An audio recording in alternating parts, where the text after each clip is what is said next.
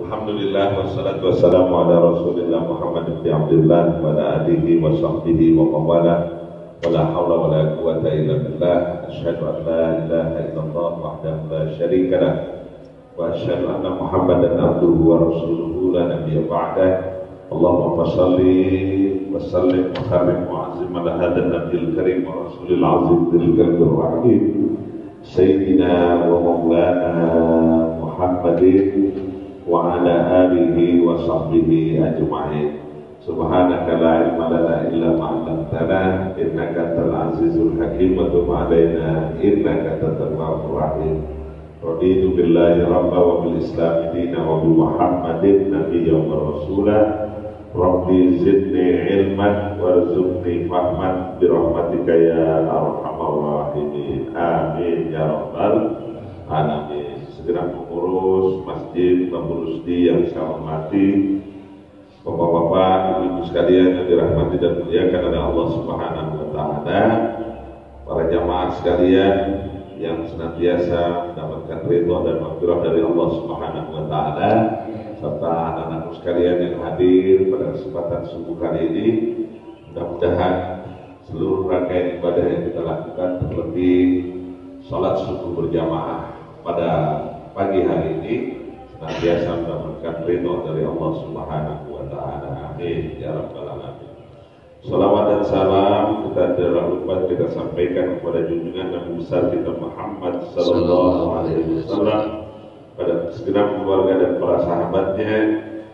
Mudah-mudahan kita tetap beristiqamah untuk mengikuti sunnah daripada sunnah Rasulullah sallallahu alaihi wasallam. Senantiasa kita mendapatkan syafaat di yaumul qiyamah nanti. Amin ya rabbal alamin. Bapak dan saudara sekalian, pada kesempatan subuh kali ini, tema yang ingin saya kenakan adalah yang berkait dengan menghargai kesempatan. Bapak dan saudara sekalian, ketika kita berbicara tentang kesempatan yang diberikan oleh Allah Subhanahu wa taala, bahwa begitu banyak nikmat yang Allah berikan kepada kita.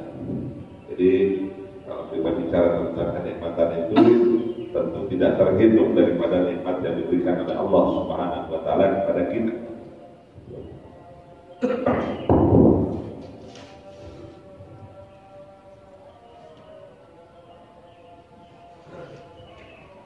Jadi kan bawa di fotokopi materi bukan salah lagi ini saya ada titipin sama sekretariat supaya diberikan, tapi nggak bisa disampaikan, jadi nggak ada materi itu.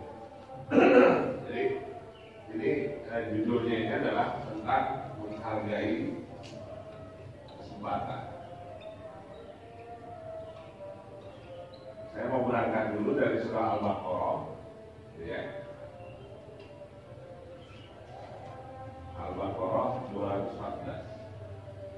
Surah Al-Baqarah 214 itu ada satu pertanyaan dari Allah Subhanahu wa taala.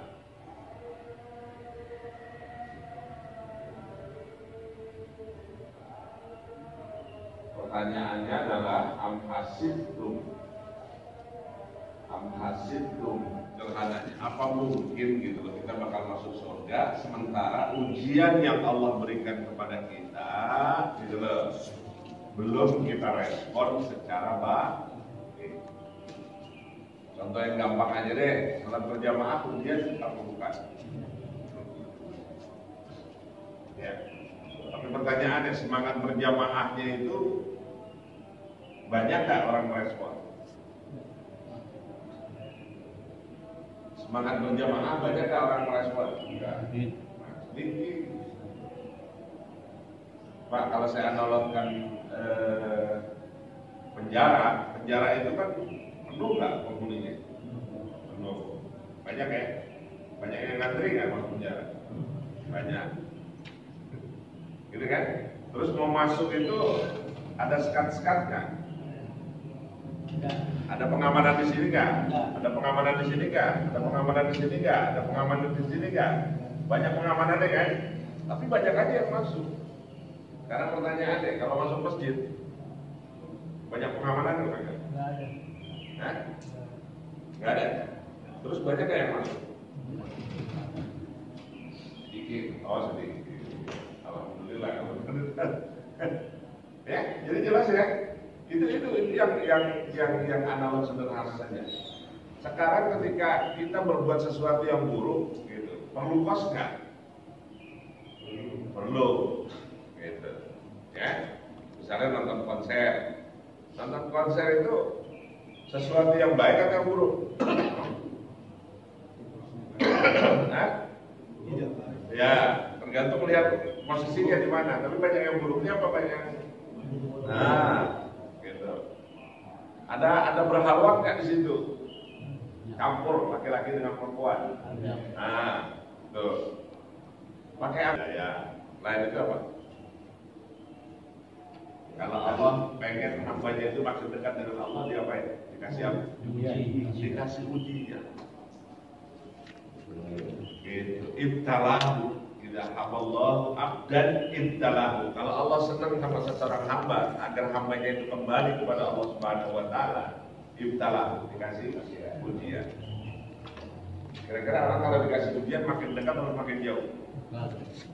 Harusnya makin, faktanya jauh. Makin jauh gak faktanya? Allah kalau senang sama orang hamba itu pasti diuji supaya makin dekat. Coba gampangnya begini deh, yang paling gampang gini. Mohon maaf nih, saya juga demikian, mungkin sama kita secara keseluruhan.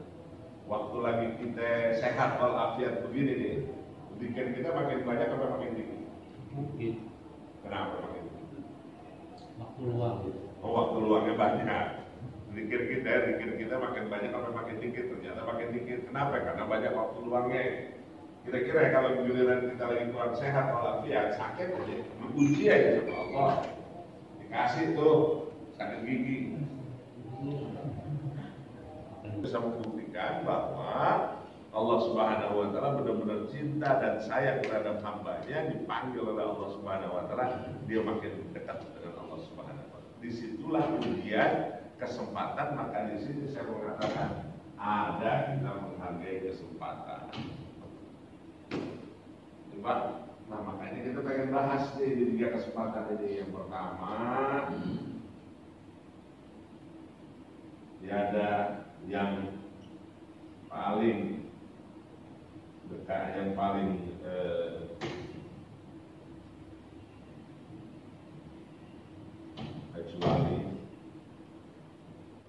kecuali waktu. Yang kedua, dua aja deh kita hari ini. Tiada yang paling dekat kecuali kematian. Yang pertama katanya, tiada yang paling singkat kecuali waktu. Yang kedua, nggak ada yang paling dekat kecuali kematian. Ngomong-ngomong, udah familiar belum ya dengan kita? Udah familiar belum dengan kita? Artinya kita udah tahu belum? Kematiannya tahu, Pak. Kematiannya tahu. Kalau yang singkat waktu udah tahu. Katanya nggak ada yang paling singkat kecuali waktu. Makanya Allah Subhanahu wa taala banyak bersumpah atas nama waktu. Apa di antaranya? Allah bersumpah dengan wal asri. Allah bersumpah dengan wal duha. Allah bersumpah dengan apa lagi? Wal lail. Allah bersumpah dengan apa lagi? Wal fajri. Ya. Ada wal lail, ada wal fajar, ada wal duha, ada wal asr. Itu Allah bersumpah tuh, banyak bersumpah. Maksudnya apa sih Allah bersumpah? Untuk mengingatkan lagi kepada kita bahwa perhatikan secara seksama bahwa Allah bersungguh-sungguh dengan sumpahnya tadi. Wal lail, demi waktu lail. Kalau malam tuh biasanya buat ngapain? Jangan gitu, istirahat. Tidak diberikan kepada tubuh. Ada nggak ini? Maksud saya, tubuh itu perlu istirahat loh, gitu. Terus dari ilmu kesehatan bahwa jeda istirahat yang paling bagus itu sekitar antara 7 jam, 5 sampai dengan 7 jam. Artinya batas maksimal kita untuk istirahat itu mulainya dari jam 9, 10, 11, 12, 1, 2, 3. 3 ngapain? Bangun. Sudah ngapain? Sholatan. Apa kan tentu Allah Subhanahu wa taala memberikan walail bahwa malam itu ada waktu istirahat loh. Ketemulah di situ, selesai waktu istirahat, disuruh ibadah sholat, ketemu dengan apa? Fajar. Wal fajri, demi waktu fajar. Makanya ada dua kesempatan yang diberikan oleh Allah Subhanahu wa taala di waktu fajar itu, kesempatan yang diberikan oleh Allah Subhanahu wa taala. Yang pertama, Allah anugerahkan kita dengan 2 ibadah sholat. Yang satu sholat sunat fajar, yang satu sholat subuh. Belum duha, baru subuh. Luar biasa nggak kira-kira? Bukan luar biasa sekali. Waktu itu diberikan oleh Allah peluang istirahat. Malam itu buat istirahat. Bukan malam dijadikan siang dijadikan malam. Ada nggak ya? Ada. Ya kalau kerjaan juga kalau salah lah kerjaannya gitu. Ini kita kerja kagak, apa kagak, malah dibikin malam dijadikan siang dijadikan malam. Ya, peruntukannya udah jelas pada malamnya istirahat jam 3 bangun. Allah kasih lagi kesempatan buat kita. Artinya kesempatan malam itu dia wa minal laili fatahajjat bihi nafilatan lak asa yab'atsaka rabbuka mahmudan. Tahajud kata Allah Subhanahu wa taala, wa minal laili fatahajjat bihi, maka kerjakanlah tahajud asa yab'atsaka rabbuka mahmudan. Allah akan angkat derajat. Artinya apa? Kesempatan bertahajud itulah kita duduk bersimpuh kepada Allah Subhanahu wa taala, dan ternyata Allah paling senang banget gitu ya terhadap hamba-hambanya yang duduk bersimpuh munajat kepada Allah Subhanahu wa taala gitu ya, adukan seluruh problematika, minta kepada Allah untuk memberikan jalan keluar. Coba luar biasa apa ini? Luar biasa. Wa minal laili fatahajjat bihi nafilatan lak asa yab'atsaka rabbuka maqaman mahmud. Habis tahajud ya, takarub kepada Allah Subhanahu wa taala, diberi kesempatan lagi sama Allah Subhanahu wa taala. Apa kesempatannya? Sunnat al-fajri, rakaat al-fajri khairum minad dunya wa ma fiha. Khairun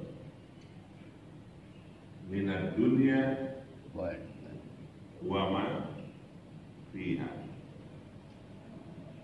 Khairun minad dunya wa ma fiha.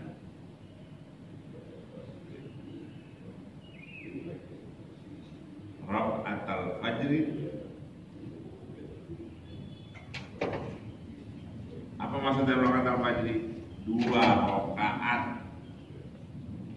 Apa maksudnya? Terang maksudnya? 2 rakaat fajar, qobliyah subuh.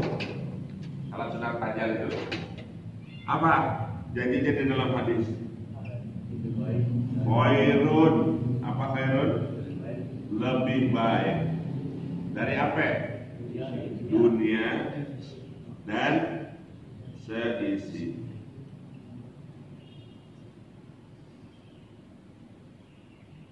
Jadi sebenarnya kesempatannya itu diberikan oleh Allah Subhanahu wa taala kepada orang yang mau merespon gitu. 2 rakaat sunat fajar, bahwa 2 rakaat sunat fajar itu lebih utama, lebih baik daripada dunia dan seisi. Pertanyaan saya, ngomong-ngomong ini real atau unreal? Ini nyata apa nggak nyata? Unreal, nggak nyata. Kalau kagak nyata, berbut terang. Maksudnya nggak real itu ini bagian daripada investasi. Ini PMA apa? menanam dengan dunia apabila Anda melakukan salat rakaat 2 rakaat salat sunat fajar, bahwa pahala yang diberikan itu adalah lebih baik daripada dunia dan seisi. Tapi pertanyaannya, banyak nggak yang respon? Sedikit, sedikit.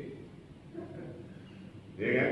Banyak nggak kira-kira yang merespon gitu? Bahwa ini kesempatan Allah berikan kepada kita.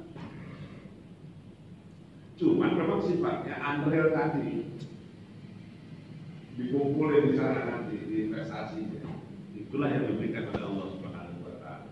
Sebuah semangat. Habis itu sambung dengan subuh. Ketemu subuh, kita ketemu dengan yang namanya waktu suruh. Gitu. Ya, atau yang dinamakan dengan suruh itu dinamakan dengan apa? Sholat duha awal. Ya, awal duha. Ini apa nih? Asar. Ya, Pak, kita ketemu lagi di dalam waktunya. Yaitu demi masa, demi waktu asar. Saya sering bilang, coba perhatikan secara seksama antara asar ke maghrib, kemudian perhatikan lagi antara maghrib ke isya. Oke, kalau perhatikan asar ke maghrib itu kisaran 2 jam. Ya, 2 jam, 2 jam setengah ya, asar ke maghrib. Ngomong-ngomong, asar itu suasananya masih terang ya kan? Terang. Tapi kalau udah ke maghrib, terang apa gelap? Gelap. Oke, udah gelap tuh. Terus kita bilang lagi, kalau yang lebih cepat itu maghrib ke isya. Jadi jeda antara maghrib ke isya kurang lebih 1 jam. Oke ya? Pertanyaan berikutnya, kalau maghrib ke isya itu dari terang ke gelap apa dari gelap ke gelap? Gelap. Nah. Ya, kalau dari maghrib ke isya dari gelap ke gelap, ketemunya dari gelap ke gelap. Tapi kalau dari asar ke maghrib, ketemunya dari terang ke gelap. Apa sih maksudnya? Gitu. Jadi kalau kita bahas lebih dalam, artinya kita dipersiapkan oleh Allah Subhanahu wa Ta'ala agar itu ada jeda waktu yang harus diperhatikan bahwa ada masa terang yang disebut dengan dunia, tapi jangan lupa bahwa kita sudah akan masuk kepada masa gelap, yaitu ba'da asar. Terus apa sih yang dilakukan ba'da asar? Kebiasaan di kita ba'da asar itu orang biasanya bebenah, bersiap diri. Di antaranya apa? Bersih-bersih ketika ba'da asar. Betul ya? Kita kalau menjelang maghrib ngapain? Mandi itu simbol apa sih? Kebersihan. Simbol bersih diri, gitu. Simbol bersih diri, artinya sadar bahwa kita bersih-bersih mau masuk ke maghrib. Dari yang terang yang dinamakan dengan dunia menuju yang namanya gelap. Mana itu diganti gelap? Maghrib. Apa sih yang dimaksud dengan maghrib? Transit sementaranya kita adalah masuk di alam barzakh yang disebut dengan alam kubur, tempat yang cuma 1 kali.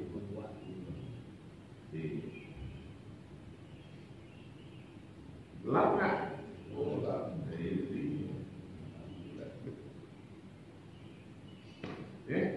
Makanya kita diingatin wal asri demi waktu asar. Waktu asar itu pendek. Ingat, pendeknya itu bukan karena yang lain, pendeknya itu dari terang ke gelap. Kalau orang sudah dari terang ke gelap, jangan lupa bersiap diri. Gitu ya. Makanya sudah diingetin oleh dalam hadis itu, apabila Anda sudah masuk kepada usia 40, gitu, jangan main-main lagi. Maksud jangan main-main lagi itu apa? Artinya bersiap diri bahwa waktu itu lebih singkat. Semuanya singkat, Pak. Perhatikan. Ya ada yang lebih singkat kecuali waktu.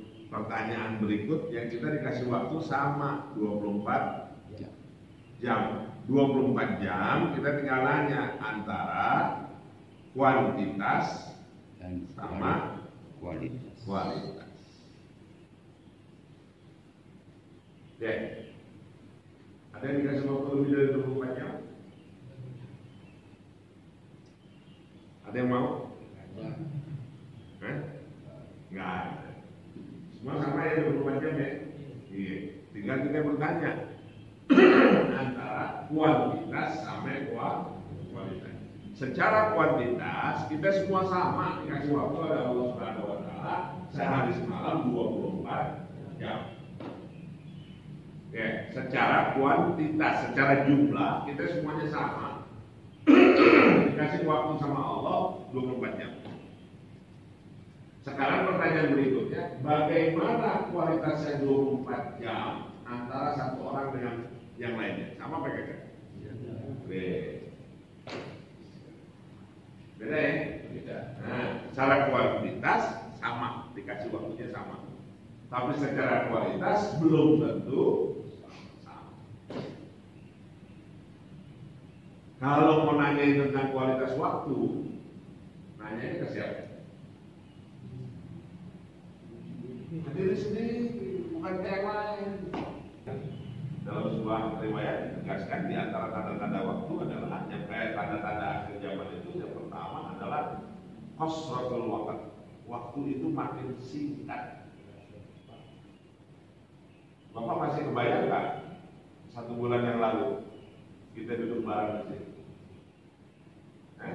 Ya. Masih kebayang? Habis kita ngaji kita makan pada di sini. Masih kebayang? Masih. Oh, lama kayak ada lama baru kemarin. Perasaan baru kemarin kita di situ. Ntar kita ketemu lagi. Kita bilang kalau memang ya masih jauh, enggak, sebentar Pak Ibu. Karena saya tanya lagi, coba kita review kembali. Sebentar lagi nih kita masuk di bulan Maret. Udah puasa. Oh, lama kan? Kayaknya apa? Kayaknya paling kita ngomong ini baru kemarin puasa. Ketemu lagi puasa. Ini baru kemarin kita lebaran. Ini makin dekat Pak. Asal makin dekat.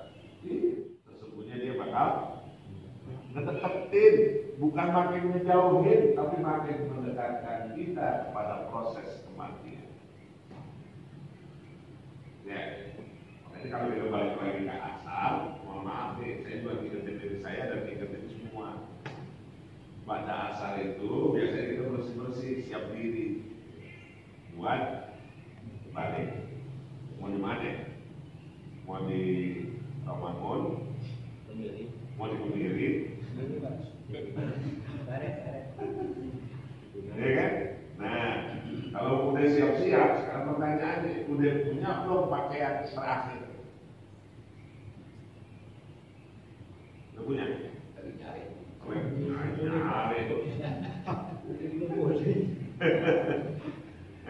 Udah punya belum? Udah disiapin belum pakaian yang terakhir? Iya kan? Itu pertanyaan besar kita buat kita semua, bukan buat bawa termasuk saya. Apalagi sudah diingatin jempol asli lebih masa lebih waktu. Ingat sudah makin dekat. Simbol-simbolnya sudah banyak, gitu ya. Di antaranya ya rambut ini kita juga jadi simbol. Selama ini kita menganggap masih aman-aman aja. Enggak. Simbol yang uban itu, yang warna yang putih itu kan simbol dari Allah Subhanahu wa taala. Ingat, rambut udah nggak putih lagi, udah nggak hitam lagi. Ini dicat ya Pak? Banyak itu boleh ngapain dicat sama aja. Kalau dicat nanti akhirnya jadi warnanya beda. Khawatirnya jadi seri, mulai ngecat sendiri. Pesan kakak cukup bil mauti wa izah. Cukup kalau kematian itu bakal jadi pelajaran penting buat tiap individu. Belajarlah Anda dari yang namanya kematian. Sehebat apapun kita, ya, pangkat, jabatan, kedudukan yang kita punya, nama besar kita, semuanya akan berhenti pada saat kita mati. Nama kita berubah jadi 3 nama. 1 al-mayyit, yang kedua jenazah, yang ketiga almarhum. Betul ya? Udah ganti nama besar kita gak ada. Gelar kita udah kagak ada. Mau jenderal kan, mau apa kayak gitu. Dokter nggak ada lagi. Nggak ada dokter, nggak ada. Dokter, profesor kayak gitu. Mayatnya udah dimandiin belum? Mayatnya udah dimandiin belum? Ini mayat mau dimandiin apa kagak nih? Ini ngomong-ngomong kapan mau dikapaninnya nih? Jenazah. Iya kan? Nggak ada nih jenderal kalau mau dikapanin. Semua ganti almarhum, mayit, jangan. Itu aja Allah sudah menunjukkan gambaran kan gitu. Yang sadar loh. Kampuhan kesombongan berhenti di situ kan. Harta yang kita punya, toler nggak ada yang kita bawa, kecuali kain kafan. Itu tetangga yang ada. Iya, itu pasti butuh tetangga yang siap. Pahala dosa Pak. Kain kafan Pak. Nggak banyak, cuma 3 meteran atau 5 meteran. Yang perempuan lebih dikit. Udah selesai. Pakaian tidak berjahit, Bapak mau maksudnya pakai modal 5, bisa nggak bisa? Tapi kepadakan ya Pak. Ya Allah. Ya kan? Belum lagi nanti pada saat kita udah daun masuk ke liang lahat, bagaimana dengan malam pertama di liang bumi? Kebayang nggak kira-kira? Datang tuh 2 malaikat. Tidak. Terus kalau kita beriman pada Allah Subhanahu wa taala, barangkali kita bisa hafal nih kalau sekarang ditanya Rabbuka, jawabnya Allahu Rabbi. Di sini jawabnya bisa. Tapi kalau kita tahu, kalau bukan karena iman belum tentu orang bisa menjawab. Muhammad Nabi Muhammad Rasulullah Sallallahu Alaihi Wasallam kita bisa jawab sekarang, ya kan? Tapi nanti pada saat mauti wa hisab, cukup kalau kematian itu buat pelajaran penting dari tiap orang. Maka sebegitu pentingnya ya orang berkait dengan kematian, maka yang diminta adalah fatazawwadu fa inna khairaz zadi taqwa. Bersiap-siaplah kalian gitu loh, bahwa bekal yang paling terbaik itu adalah bekal ketakwaan kita kepada Allah Subhanahu wa taala. Yang berikutnya, orientasi kita harus berubah. Apa orientasinya? Orientasi yang harus kita berubah adalah tolong pahami bahwa walal akhiratu khairul laka minal ula. Apa artinya? Bahwa akhirat itu khairun apa?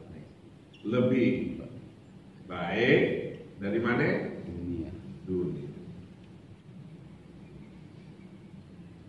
Benar ya? Jadi orientasinya, maksud saya orientasi paradigma berpikir kita harus berubah, bahwa dunia itu sementara, akhirat kekal selama-lamanya. Tapi pada realitas hidup kita sering ngomong apa ya?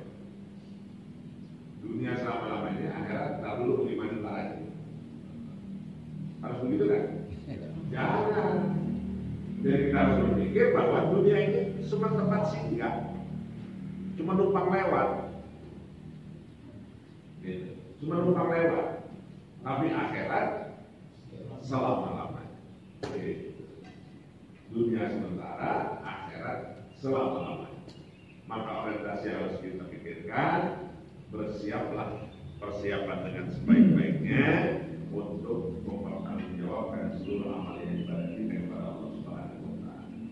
Walaupun kematian itu menjadi rahasianya Allah Subhanahu wa taala, tetapi bocorannya masih dikasih. Masih dikasih bocoran enggak? Masih. Apa bocorannya? Bocorannya 3 gitu. 1, sakit. kita tidak tahu kapan, di mana, dan yang ketiga adalah bagaimana. Apa Apa itu?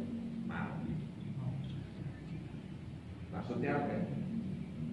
Pokoknya siap-siap tentang kematian. Kenapa mesti siap-siap?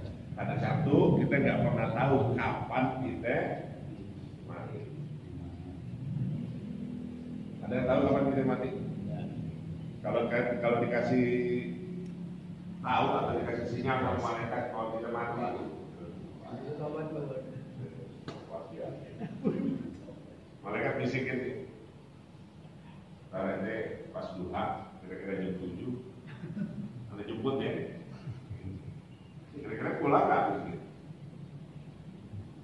Balik lagi ke rumah apa di sini aja dulu? Nih, ini kita nggak tahu. Sering itu kita doa sama Allah. Allah makhtim lana bil Islam. Ya Allah, tolong wafatkan saya dalam keadaan Islam, dalam keadaan Muslim. Kita minta sama Allah, ya Allah saya wafatin ya Allah dalam keadaan Muslim. Yang kedua, kita minta sama Allah, Allah makhtim lana bil iman. Ya Allah, wafatkanlah saya dalam keadaan beriman. Jangan sampai kita wafat dalam keadaan tidak beriman kepada Allah Subhanahu wa taala. Yang ketiga, kita minta sama Allah Subhanahu wa taala happy endingnya, kita minta sama Allah, Allahumma khtim lana bi husnil khatimah. Ya Allah, kalau bisa nih, kalau boleh minta nih, wafatkanlah saya dalam keadaan husnul khatimah. Amin. Wafat dalam keadaan husnul khatimah. Husnul khatimah. Ikhtam lana, happy endingin saya dalam keadaan wafat nanti dalam keadaan Islam. Jangan lupa kita mohon sama Allah, wafatkan kami dalam keadaan beriman kepada Allah Subhanahu wa taala. Dan yang ketiga, kita minta sama Allah, ya Allah wafatkan kami dalam keadaan husnul. Jadi dua hal inilah barangkali Bapak dan saudara sekalian, bahwa ini adalah kesempatan yang Allah berikan kepada kita. Dua aja, padahal ada satu lagi, yaitu tentang ikhlas. Tapi dua dulu, menghargai kesempatan yang Allah berikan kepada kita semua, bahwa ini kesempatan yang Allah berikan, hargai. Ini kesempatan yang Allah berikan kepada kita. Artinya setiap orang pasti akan merasakan kematian. Maka kalau kita sudah tahu ini dekat, maka ini harus direspon dengan baik. Kalau ini kita tahu ini singkat, tolong hargai waktu ini dengan baik, sehingga peluang kita untuk mendapatkan kebaikan di sisi Allah Subhanahu wa taala kita persiapkan secara maksimal, karena kita paham betul bahwa orientasi kita hanyalah apa orientasinya? Bahwa bekal yang paling utama menghadap Allah Subhanahu wa taala perlu dipersiapkan dengan cara apa? Takwa. Apa orientasinya? Bahwa akhirat itu lebih baik daripada dunia. Wallahu a'lam. Ada pertanyaan? Pak Haji dulu. Silakan Pak Haji. Assalamualaikum warahmatullahi wabarakatuh. Waalaikumsalam warahmatullahi wabarakatuh. Terima kasih Ustaz tentang kesempatan. Kemudian teringat dengan hadis Nabi, pergunakanlah 5 waktu, 5 kesempatan. Sebelum datang 5 kesempatan yang lain. Saya urusan kota masjid. Ya. Nah, kemudian tentang kematian ini juga hadis Rasulullah, yaitu orang yang paling dekat bukan orang yang paling pintar. Ya, betul. Yaitu orang membaca dengan kematian. Nah, di sini Allah memberikan petunjuk. Maka saya bilang ini adalah kiat-kiat yang sangat baik sekali untuk diterapkan ke tiap individu kita. Bahkan seorang sahabat itu di saat pagi tidak akan menunggu waktu sore. Dia kerjakan apa yang dia Allah perintahkan. Demikian untuk barangkali masukan dari saya untuk memperkuat ini.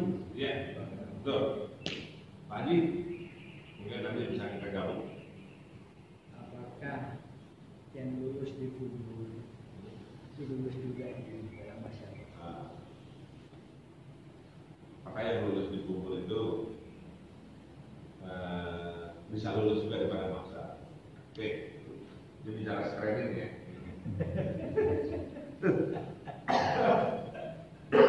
Saya jawab dulu, apakah yang lulus di screening awal bisa ke sana? Ya. Iya, itu yang pertanyaan. Kalau kita melihat hadis, kan ada hadis yang mengatakan awal mayu asab bil abdu yaumul qiyamah as-shalah.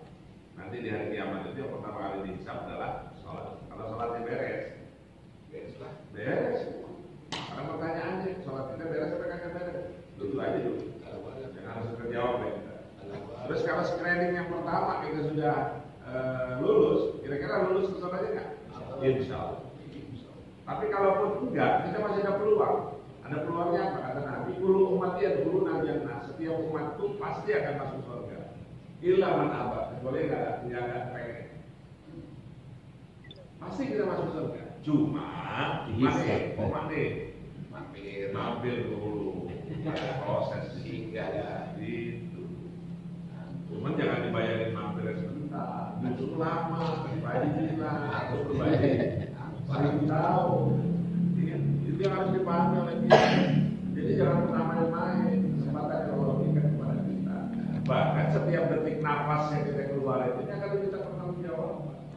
Sama seperti yang Pak Haji tadi sampaikan dalam hadis Iqtani Qomsan qabla qomsin, jaga yang 5 sebelum datang yang 5. Apa diantaranya? Sababaka qabla faronika, masa mudamu sebelum datang masa tua. Sekarang udah tua, nggak mungkin balik lagi ke masa muda. Cuman angan-angan doang. Kayaknya kalau gue muda lagi pantas kali. Nggak pantas gitu aja. Perasaan aja. Gak pantas. Kenapa gak pantas? Karena nggak bakalan mungkin. Cuman berharap doang. Halu. Karena dia ngomongnya kalau gue muda lagi pantas. Gak pantas. Kalau udah tua, apa yang harus dipersiapkan? Dia bekal. Udah lewat ya. Udah lewat. Kalau kau suntika masa kosongmu sebelum datang masa sibukmu. Kita ini termasuk saya sok sibuk gitu. Padahal nggak ada yang diurusin apa-apa. Sok sibuk apa beragam sibuk? Sekarang mereka yang banyak waktu kosong atau banyak waktu yang tergesa-gesa? Enggak, kita banyak waktu kosongnya, banyak waktu nganggurnya ketimbang waktu yang padat.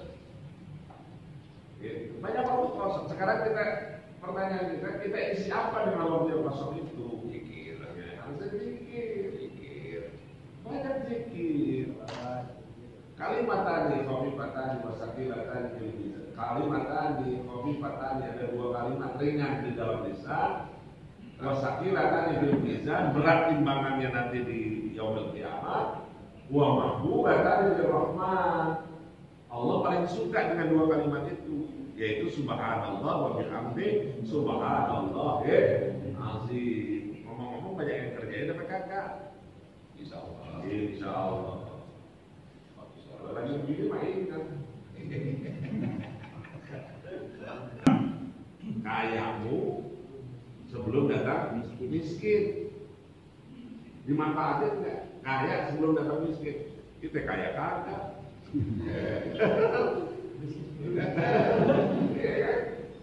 Masa kaya aku sebelum kita balik kaya, kita bisa jadi orang kaya. Kita saya bilang 2 rakaat kita jadi kaya apa kaya? Kaya, bukan kaya lagi kalau dunia dari sisinya. Tapi banyak yang manfaatin nggak? Pak kita dapat kaya luar biasa itu 2 rakaat doang. Sebelum datang masa miskinmu, masa miskin itu masa susah kita, udah nggak bisa kerjain lagi dan itu. Kalau kita udah wafat, miskin nggak kita? Miskin, layak kau malu bangun, udah nggak ada lagi kebermanfaatan harta. Harta kita itu cuma harta yang baik itu adalah harta yang kita infakkan di jalan Allah. Ya. Harta yang kita punya itu adalah harta yang sesungguhnya buat kita itu adalah harta yang habis kita belanjakan di jalan. Ya Nabi salam alaika, ya Rasul salam alaika, ya Habib salam alaika.